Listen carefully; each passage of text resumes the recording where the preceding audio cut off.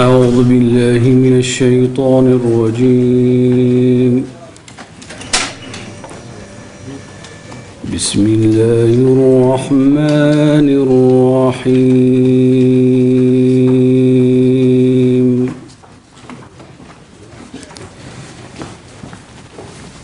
يا أيها الذين آمنوا اتقوا الله ولتنظر نفس ما قدمت لغد واتقوا الله إن الله خبير بما تعملون.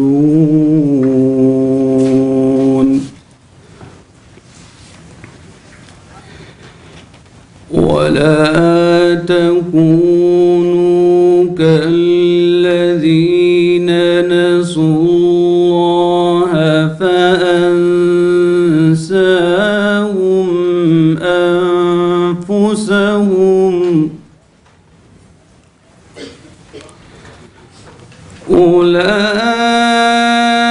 أولئك هم الفاسقون.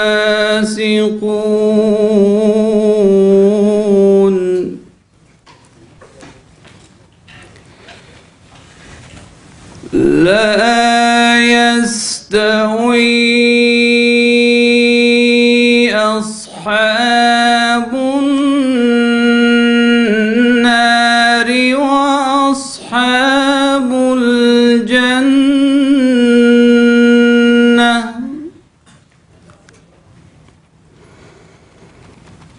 أصحاب الجنة هم الفائزون.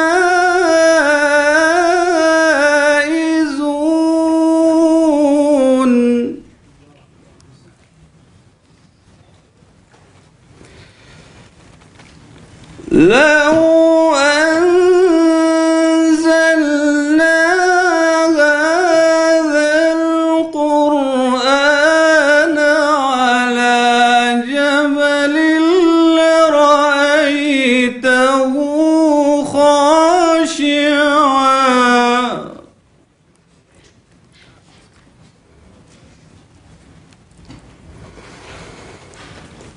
على جبل لرأيته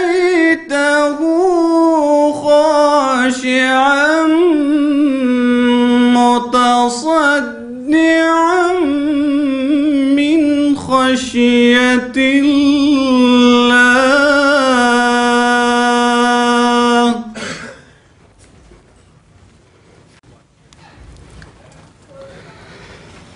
وتلك الأمثال نضربها للناس لعلهم يتفكرون.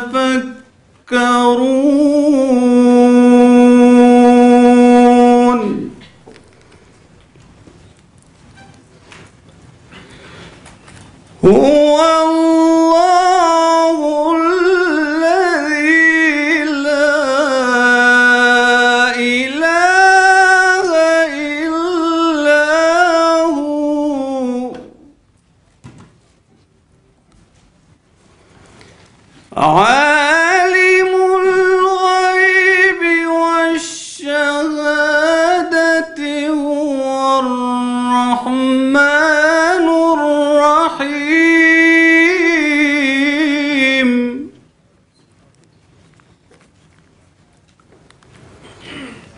هو الله الذي لا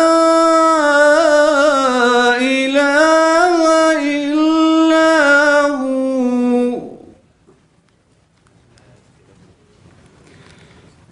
الملك القدوس السلام المؤمن المهيمن العزيز الجبار المتكبر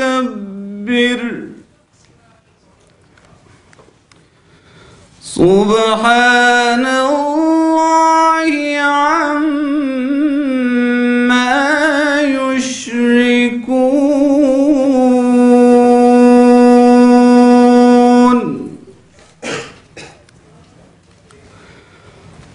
هو الله الخالق البارئ المصور له الأسماء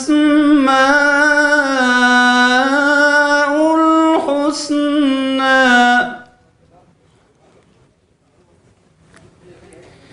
يسبح له ما في السماوات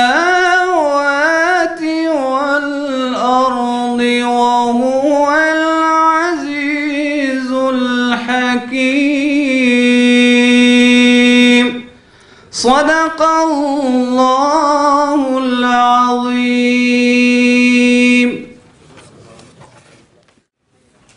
الحمد لله نحمده ونستعينه ونستغفره ونعوذ بالله من شرور أنفسنا ومن سيئات أعمالنا من يهده الله فلا مضل له ومن يضلل فلا هادي له وأشهد أن لا إله إلا الله وأشهد أن محمدا عبده ورسوله.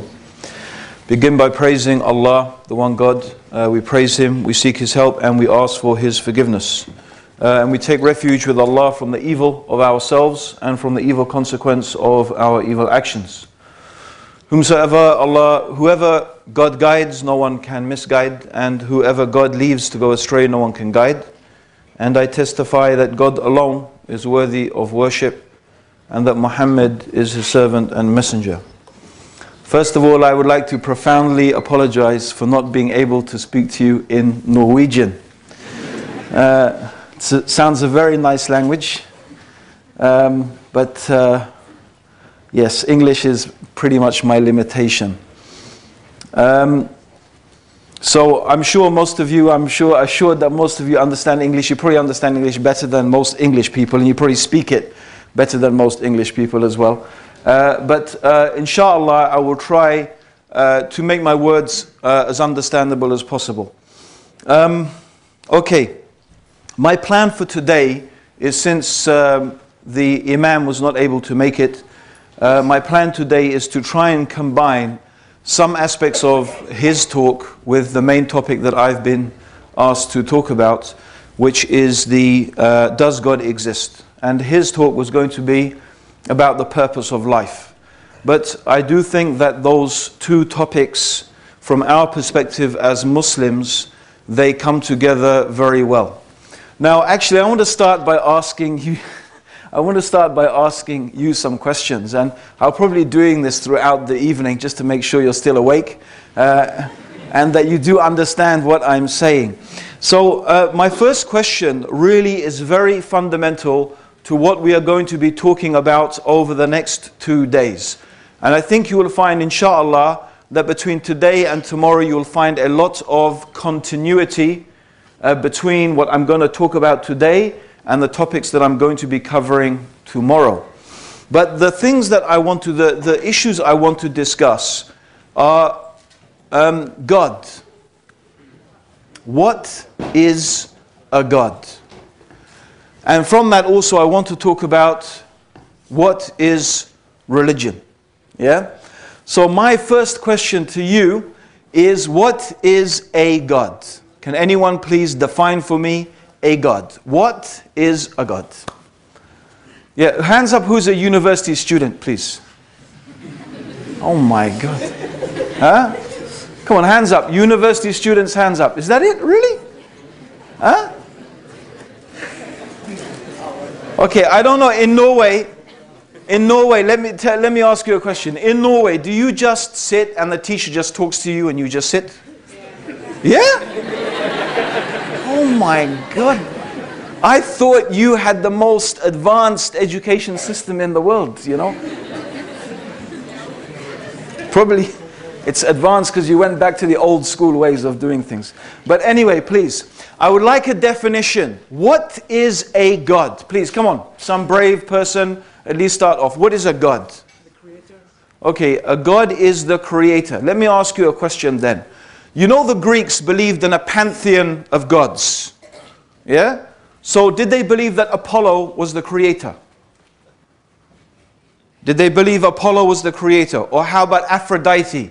Did they believe she was the creator? But she was a god or a goddess, right? And Apollo was a god. Yeah? The same with Hinduism. Do they believe Ganesh is the creator? No, but he's still a god for the Hindus. Yeah? So now you get my point. So I'm not asking what is the God, I'm asking what is a God. What is a God? Yeah.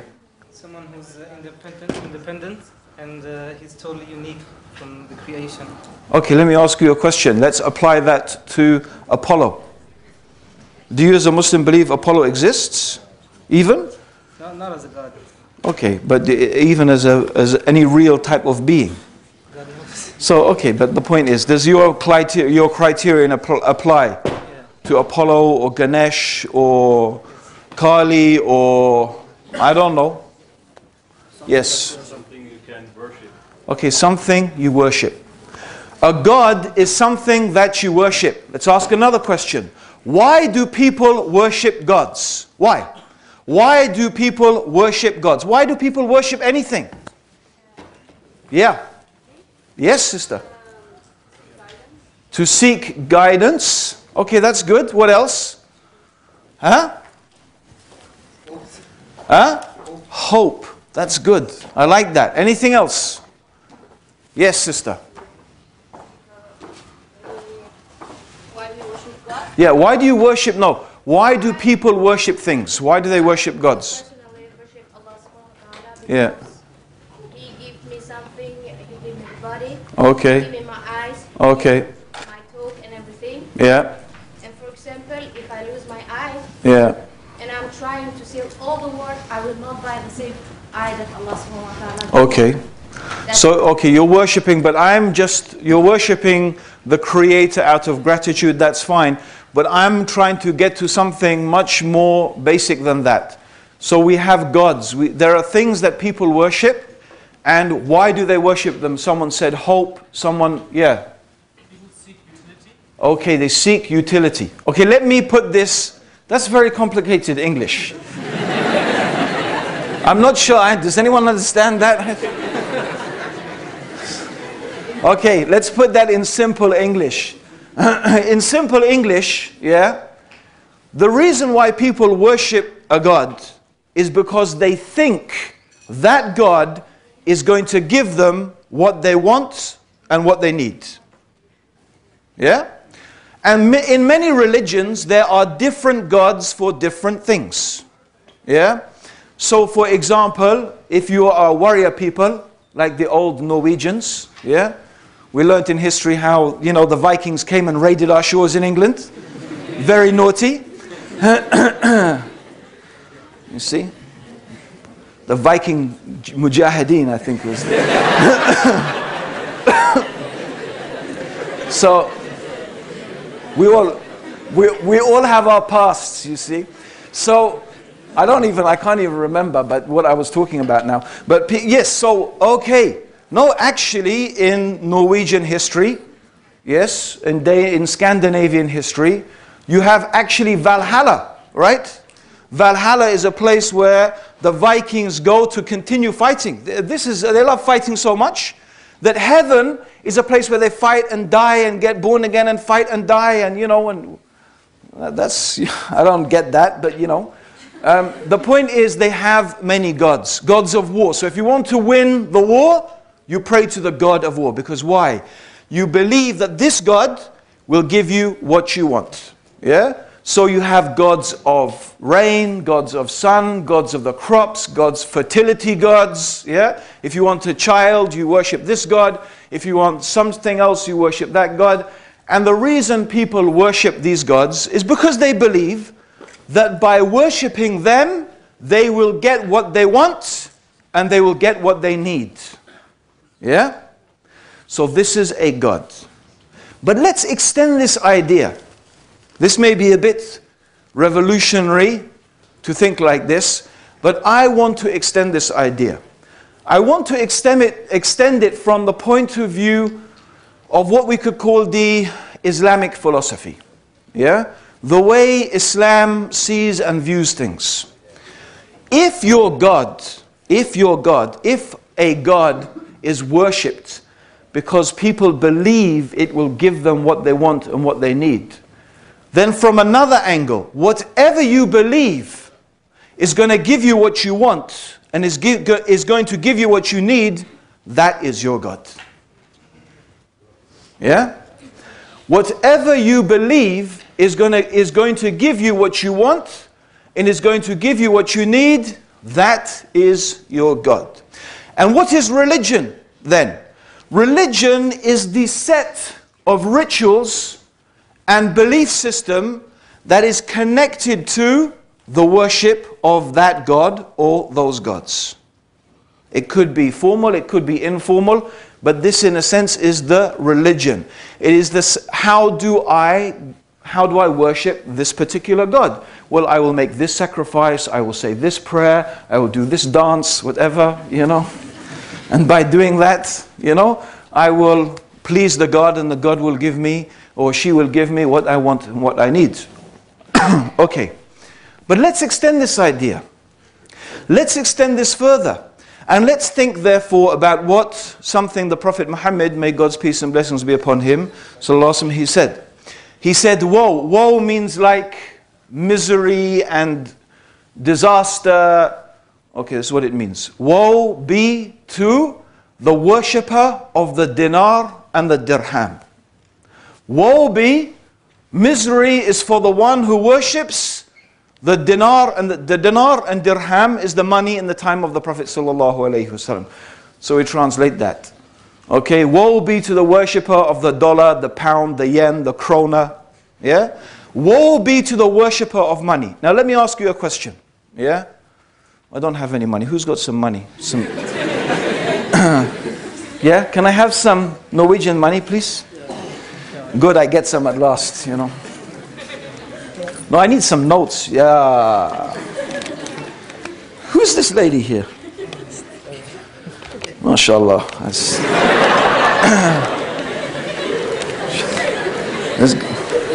I think I don't know, is it bad? I think I better show you this.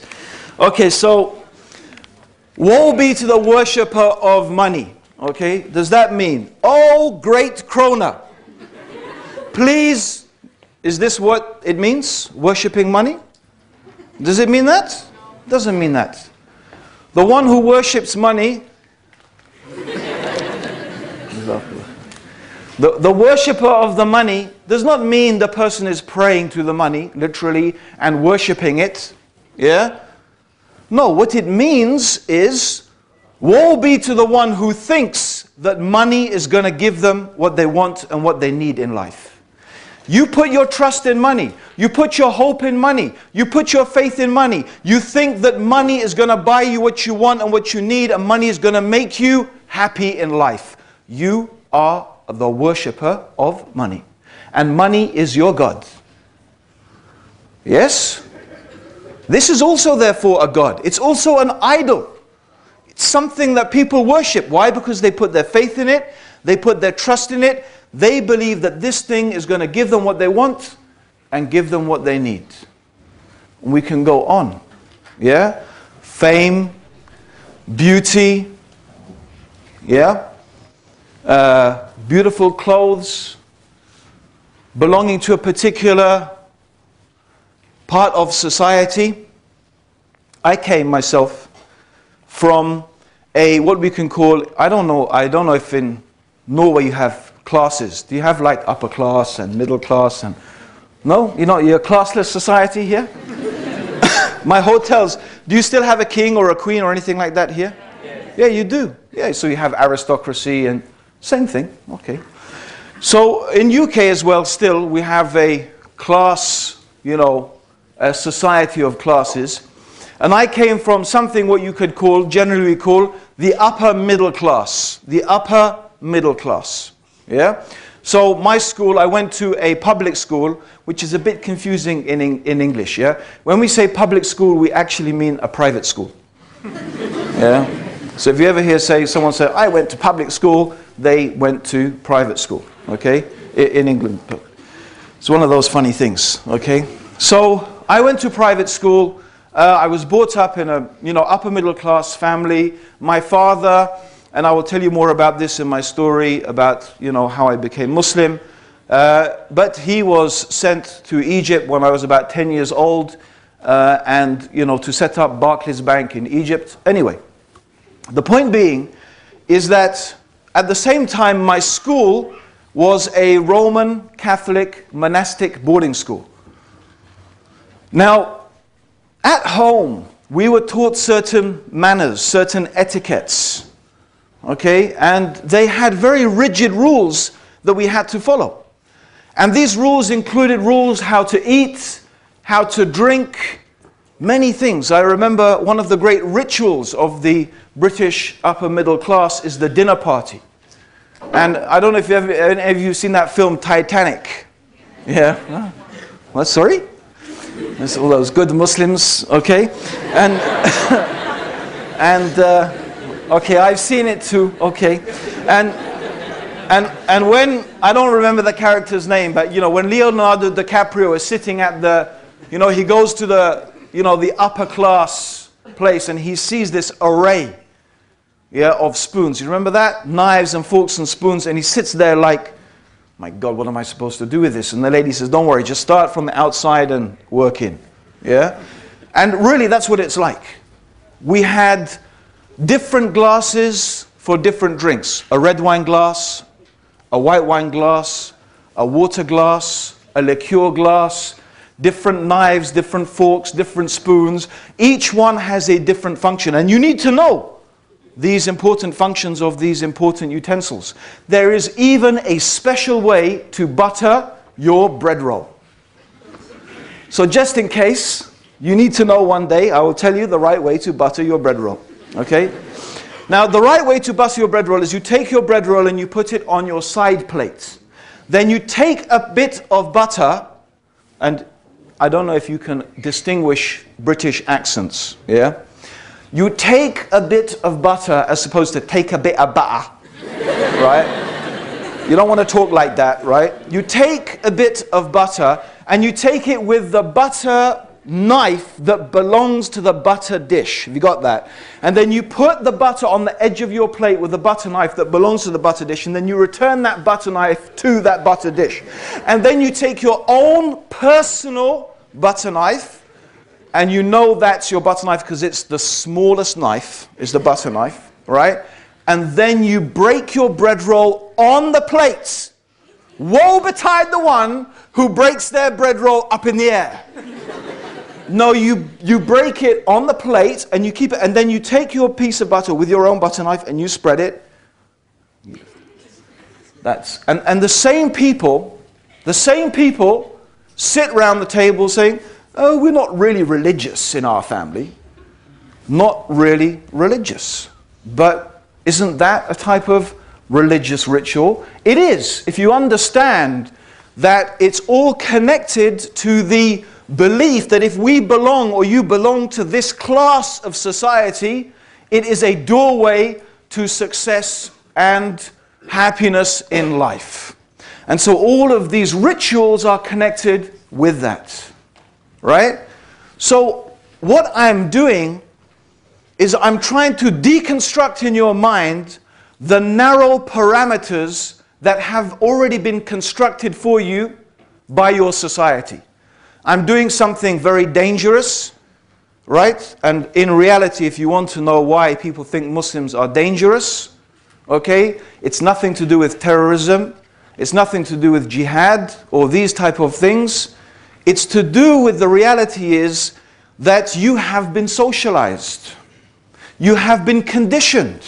You have been brainwashed by your society to think in a certain way, to react in a certain way, and to invest your energy, your mental, your psychic energy towards certain goals that the society has defined for you. And the dangerous thing that I'm doing tonight is I'm trying to divert you. I'm quite open about it. I want you to divert your energy from that to something else. Now that doesn't mean I want to create a chaotic society. No, I don't. I just believe that there are goals that are more worthwhile you investing your time and your energy in than the goals that the society has set up for you. Because the goals the society that has set up for us, by and large, I don't think Norway is different from Sweden, which is different from England, which is any different from the US of A. We have all one thing in common in these societies. Okay? The West, what is called the West. One thing that we have in common is that we are consumer societies. It's a society that is based upon the idea, the ideology. I would like to call it, please, now with my new definition I've given you, the religion, okay? The religion of consumerism. And the God that you are worshipping is the God of money and material success. So what your society tells you is that by having money, by having things that the money can buy, by being materialistically prosperous, through these things and by these things, you will be happy. And this is the definition the society gives you, by and large, of success. This is the religion of the West. It's not Judeo-Christian. It's a materialistic consumer society that is orientated around making you and indoctrinating you to be producers and to be consumers in that society. And this is what I'm here for 2 days to challenge those ideas. Now you can call it and give it different phrases you like. You can call it an ideological warfare. You can call it a philosophical discourse. I suppose it depends upon how important these things are to you. Right? I am sure a lot of you here, by the way, are going to agree with a lot of things that I say anyway. You probably know already that what I'm saying is true. And what I'm saying to you is that the God of materialism, the consumer society, it is a false God and it is a false religion. It is a false God and it is a false religion. And this is the purpose that you have been given in your life. You have been given this purpose. And your society, the media especially, the media essentially is controlled by the interests of who? You tell me, as another question I'm asking, just to make sure you're paying attention, right? The media, the mass media, in general, the TV, the newspapers, the magazines you read, the TVs you watch, how do they make their money? How do they make their money? The title. Huh? Advertisement. Got me confused. Advertisements, yeah? Okay, through advertising, yes? Is that true or not? Okay, what do they advertise? Tell me some products advertised in newspapers and magazines. Yeah? Huh? Cars. Huh? Come on, guys. Girls. Cars. Houses, properties. Oh, cars, houses, property, clothes, makeup, drinks. Okay, you get the idea, right? You might not be so indoctrinated after all, I was thinking. So, yes. So their interest, these advertisers, their interest is for you to buy their product. Right? If you don't buy their product, then that's a problem for them. That means the media is largely driven by the needs of advertisers. And therefore there is a symbiotic relationship. That's a nice big word in English, symbiotic. okay? But you get by my expression what it means. There's a symbiotic relationship between the advertising and therefore the people who produce those things and the media. Their interests are together. So by and large, the media is going to reflect the interests of multinational corporations and big business. That's what it's going to reflect, by and large. That's very important that you think about that. Because I'm going to ask you another question now. Don't you think that every human being has some idea of this is what we think is right and this is what we think is wrong? We think this is good, we think this is evil. We think this is acceptable behavior and we think this is unacceptable behavior. Yes? True? Doesn't everyone have some concepts of that? Yeah? It seems like, for example, 80% of Norwegians seem to think it's unacceptable behavior for a Muslim woman to wear hijab if she wants to be a policewoman in Norway. Yeah? Yes? I've got to ask you a question. What is the basis? Where did you get this information from? Where did you get this piece of knowledge from? That this is allowed and this is not allowed. This is acceptable and this is not acceptable. This is the right way to behave and this is the wrong way to behave. Where did you get this information from? Huh? Yeah, well, I mean, who's the first people that start teaching you these things? Right? Your parents. Then you go to school. Right? Then school, they teach you, and your friends, your peer group. Yeah? Your peer group. Your friends. They influence you in the way you think. And of course, the media. Okay? I think it's important to realize that who is trying to control the way you think and the way you behave? Who is controlling what you think is right and what is wrong? And don't you notice another thing? The goalposts of what is moral and immoral, what is right and what is wrong, what is good and what is evil, are constantly changing? Yes? Something that was really not so good 50 years ago is suddenly okay today. Why? What made it not good then and it's okay now? I mean, I'm not going to give you the answer.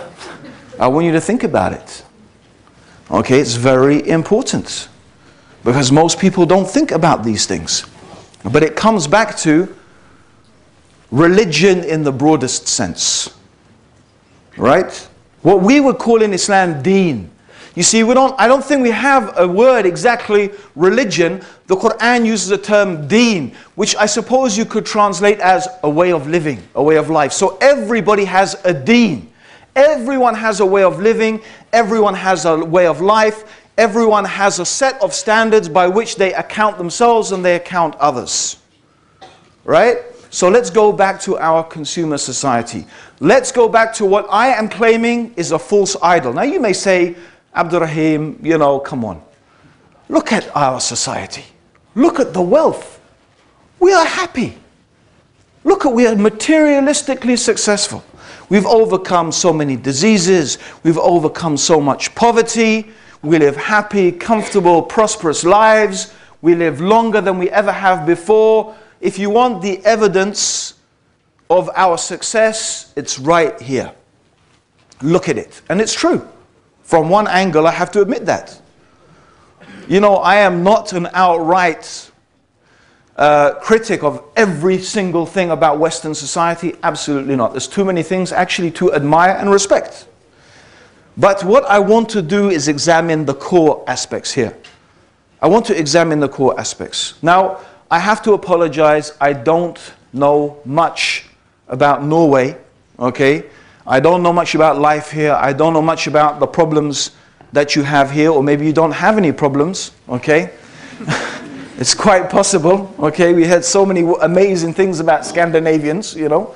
But in England, believe me, and in America, I'm sure you will recognize there are too many problems. Too many problems. And so, what I want to get us to think about is what we are being sold, what we are being told, the consumer society. You see? So, Okay, 10 minutes. Oh my God.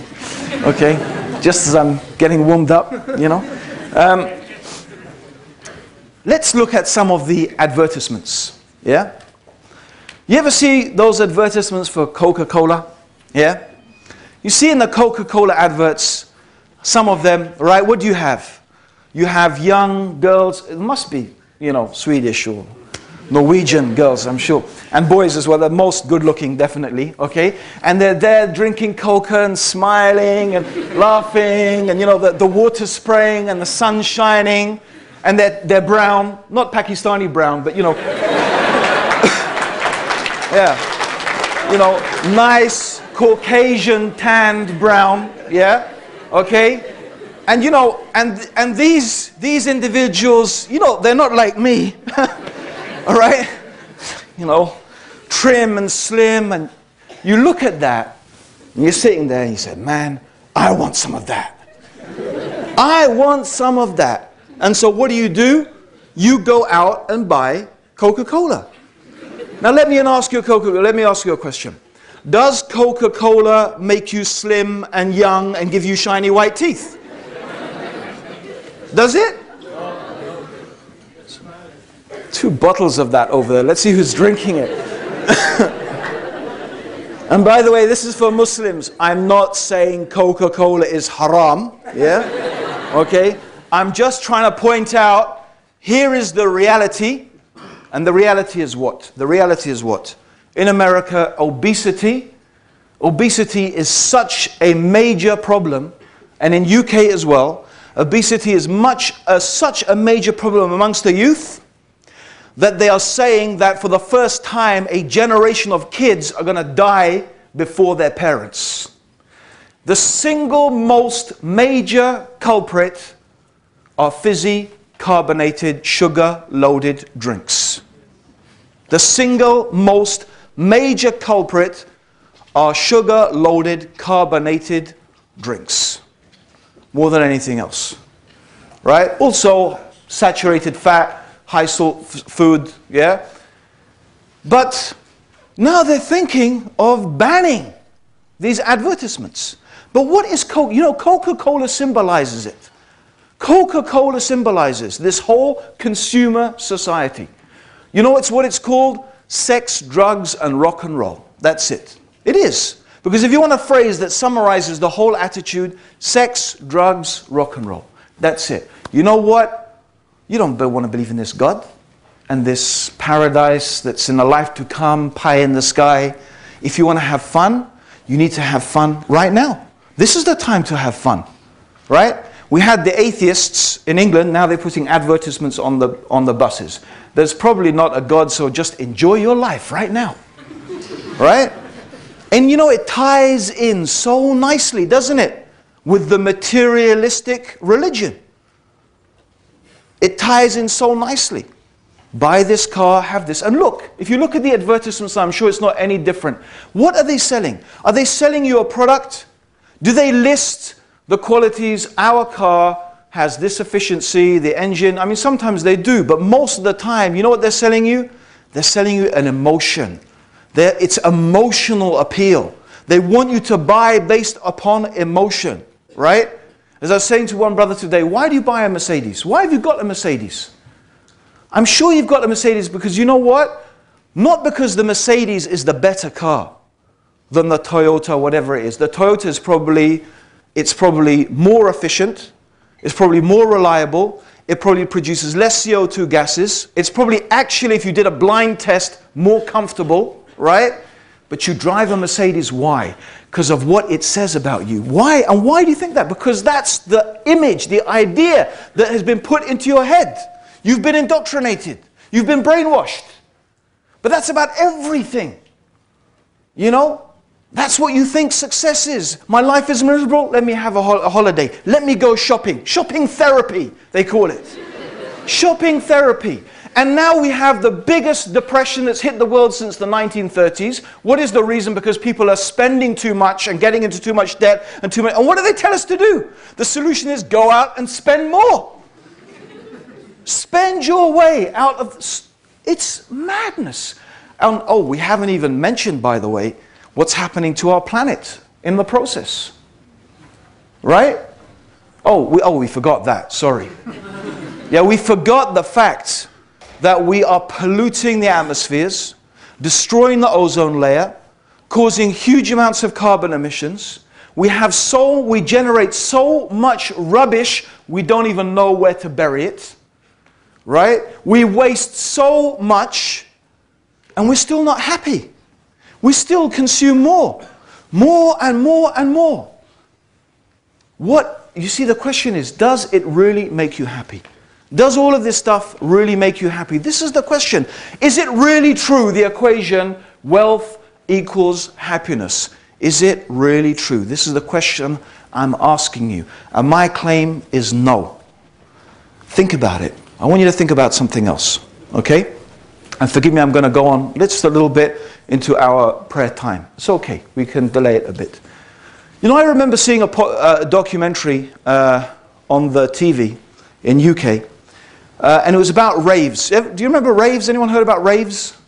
There was this phenomenon in UK. Basically what used to happen is people would start phoning each other, and basically they'd have basically it came down to having a big party in a field, right? And they'd bring their sound system and everyone would come, and they would literally dance I mean, you know, I'm a 1970s boy, John Travolta, Saturday Night Fever, you know, discos, and that type of stuff. And, you know, we used to sort of wind down like, you know, 3, 4, 5 in the morning. These guys, 7, 8, 9 in the morning, still bum, right? And they're still going. And this guy, they're interviewing this guy, and he is totally drenched in sweat. And they're interviewing him and they're saying, why do you do this? Okay, and you know what his reply is? He said, I have a miserable life, a miserable job, a miserable life, and I come here in the weekend and I dance and I dance and I dance until I forget myself. Until I forget myself.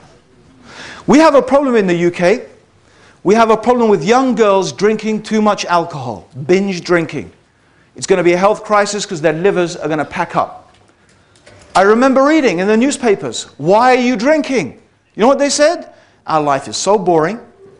Our life is so boring, so miserable. The only thing that gives us a bit of relief is unabated hedonism. Hedonism means just indulging sex, sex, drugs, and rock and roll. It's the only thing that gives us a bit of relief. Now, does that sound like happy people? Does that sound like happy people? It doesn't sound like people who are happy. It sounds like people who are actually desperately sad, but need something to fill that void and that emptiness. And look at the words we describe. I was stoned, right? I was stoned. I got wasted. Wasted, stoned. I was on cloud 9, yeah? I was, excuse me, pissed as a newt, okay? University. I don't know if you have this here, right? Any Muslim staying here might be puzzled by this. You know, 4 o'clock in the morning, people tumble into the room, bleh, they puke up, right? And they fall asleep in a pool of their own sick, and they wake up the next morning, and they say, man, I had such a good time last night. So, yeah? So what happened? So, I don't remember. You mean, the less I remember, the more of a good time I had. That doesn't sound like people who are happy. It doesn't sound like people who are happy. What I'm saying is there is something missing. There is something wrong, something fundamentally wrong. Money does not equal happiness. Wealth does not equal success. You are being sold a lie. You are worshipping a false god. The question I'm putting to you here is if wealth and so-called material success is not the purpose of life. And you know what? I'm pretty sure deep down inside, everyone in this room knows that is not the purpose of life. That is not the reason for your existence. I know you've been asking yourself, why am I here? I know you've been asking yourself, what is it all for? I know you've been asking yourself, where did I come from? Where am I going to? But you're not finding answers. Okay? I hope that by the end of tonight, I'm going to give you some answers that make some type of sense, have some type of logical consistency, and importantly as well, appeal to what I believe is an inner state of knowledge that we all have. Okay? Anyway, the point is now that we Muslims, we have to go and pray. We won't be too long. Yeah? Inshallah. So we're going to come back. Please don't disappear. Because I'm excited about finishing this talk. So thank you very much for listening. Assalamu alaikum wa rahmatullah.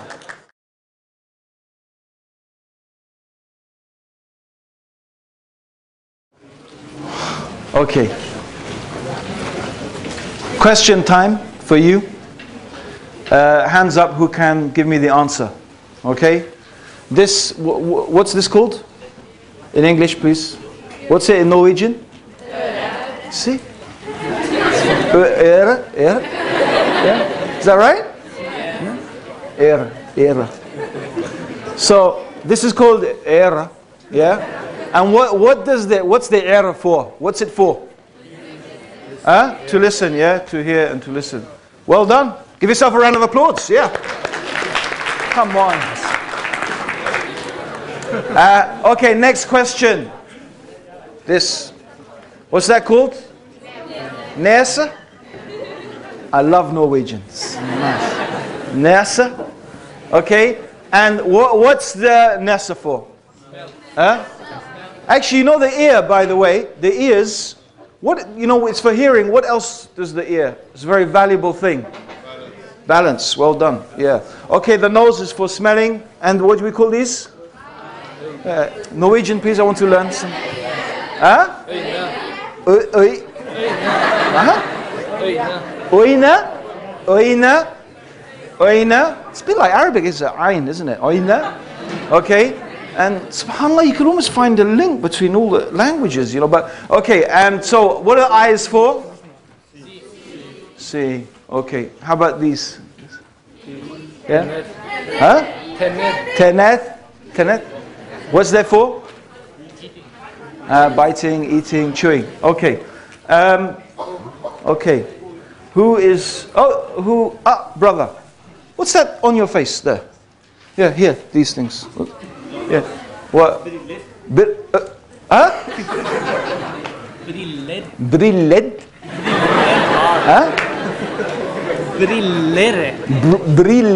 Yeah. Oh, brillere. I'm not even going to try and say mist off. No, I'm not even going to try and say it. Okay. And what do they do, bro? What do they do, those glasses of, there's brillere. Yeah, brillere. I can't, anyway, I'll have to write it down. What are they for? They make me see better. They help you see better. Yeah. Okay.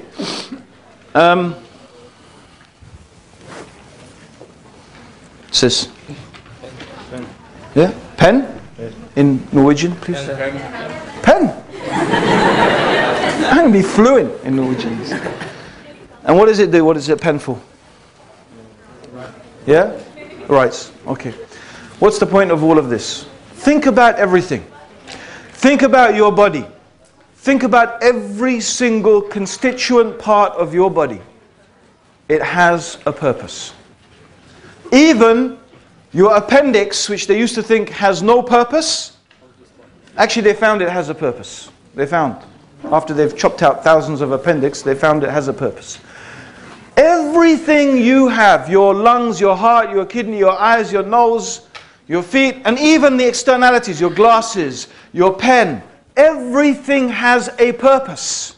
It has a reason. It has a purpose. Now let's think about this. Is it really conceivable that every single constituent part of your body, every bit of your body has a purpose? The sun has a purpose, the moon, the stars, the sea, the grass, even the worm in the earth has a purpose to fertilize the soil. But you, the whole of you, what is your purpose? Huh? Is it possible that each thing, everything has a purpose, but the human being does not have a purpose? It's not something we can accept. It doesn't make sense. And so when you ask people, what is the purpose of your life? Sometimes people, they misunderstand the question. What they understand by that is, what do you want to do with your life? Yeah? So then they say, well, you know, my purpose in life is to become a doctor or an engineer, or, you know, my purpose in life is, you know, my girlfriend here, you know? And isn't that nice, you know? And so the purpose in life is your girlfriend until she runs off with one of those guys from the Coca-Cola advert. Remember them? Yeah? And then it's like, what's it all for? Because you just realize that that can't be the purpose of life. You thought your business was the purpose of life until you became bankrupt in the credit crunch. So what's the purpose of my life? You thought the purpose of your life was what you wanted to achieve, you know, in your exams, but you fail your exams. And many people, I'm sorry, it's very sad, you know, they feel despair. In fact, it's so bad, people kill themselves. They commit suicide. They commit suicide because they feel that everything that what they thought their life was about, it's proved to be nothing. So I'm not asking, what do you want to do with your life? I'm saying, why do human beings exist? We know why ants exist, why birds exist, why the sun exists. We know what the pen is for. The pen. We know why it exists. But the human being? What is the purpose of our existence? Now, I'm going to get back to the in-between stage, because there's an in-between stage, and I'm going to jump over that in-between stage. I'm going to get back to it. And I want to jump ahead without going through all the bits and pieces, and I want to jump ahead to answering this question. Okay? But before I will answer the question, I want us to think about some analogies. Okay? Now, does anyone have a mobile phone with an aerial on it? You know those remember the mobile phones used to have little aerials on them? Do you remember? Or are you too young for that? Okay. Okay. Let me borrow your mobile phone, brother. You give me money, you give me a phone. Very hospitable, the people in Norway. Okay. So, we have a mobile phone. Okay. Now, how much did this cost? Without contract, you buy it straight. How much is it going to cost you? I don't know. About now or when I... Yeah. Someone give me a more advanced mobile phone. Just this one. I want an expensive one. Oh, yeah. iPhone. All right, sister. That's what I like. Okay. So we've got the iPhone. Now I know that's not cheap. Yeah. So I go down to the marketplace and I buy myself an iPhone. Right. And what do? I use it.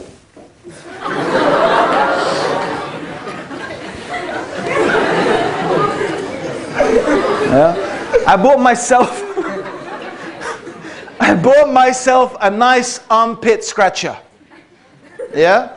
And I used the mobile phone. I spent £600, or how many kronas? Yeah, kronas? Yeah. How much? 6,000 kronas to scratch my arms. Right? You know, there's a reason I'm mentioning this. Jazakallah khair. Okay? Don't watch that now. You know, that's... You can eBay it. You know, Abdur Raheem scratched his armpit. There's a reason why. Because I know some of you today, maybe you're thinking, look, you know, it's all very nice to talk about, you know, the materialistic society, but, you know, I'm enjoying my life.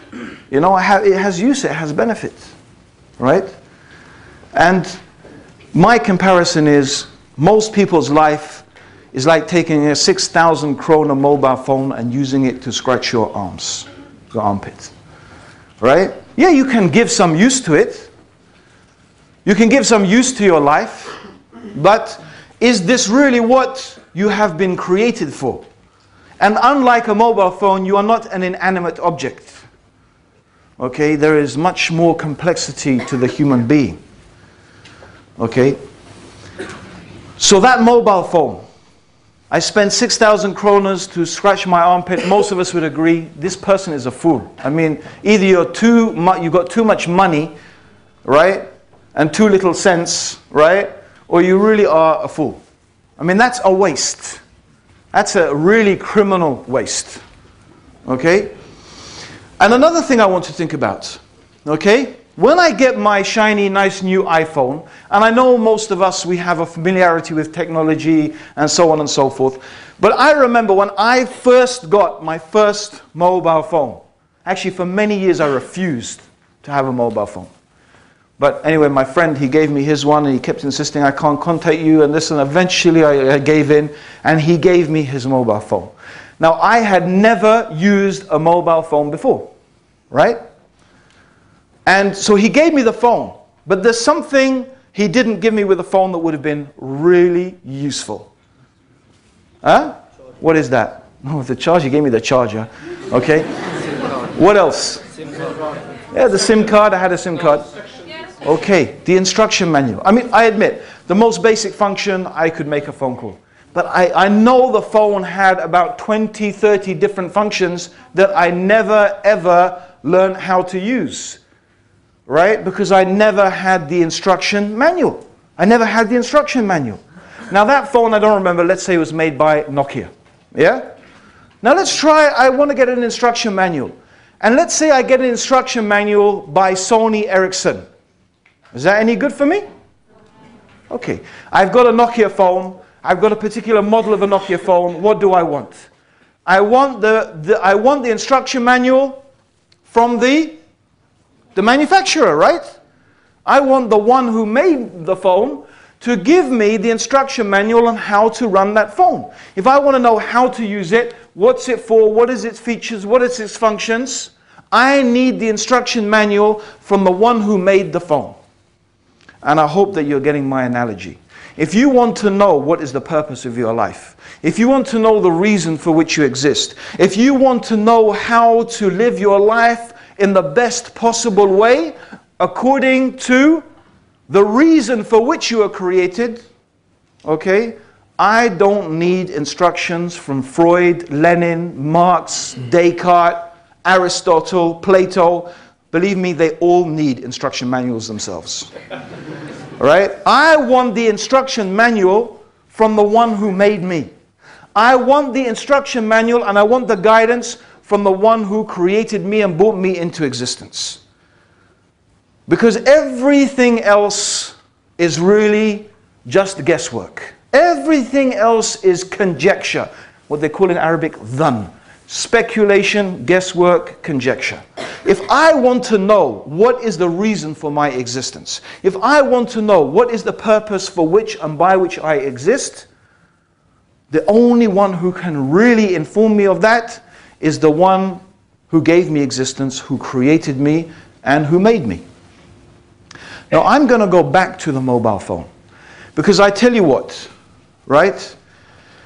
I could give the brother who invited me, I said, you know, I'm going to change the topics a bit and mix the purpose of life with does God exist? He said, but your does God exist talk is, you know, it's 1 hour, 45 minutes. I said, that's another talk, this is, everything we, horses for courses, we say, no problem. So I said, okay.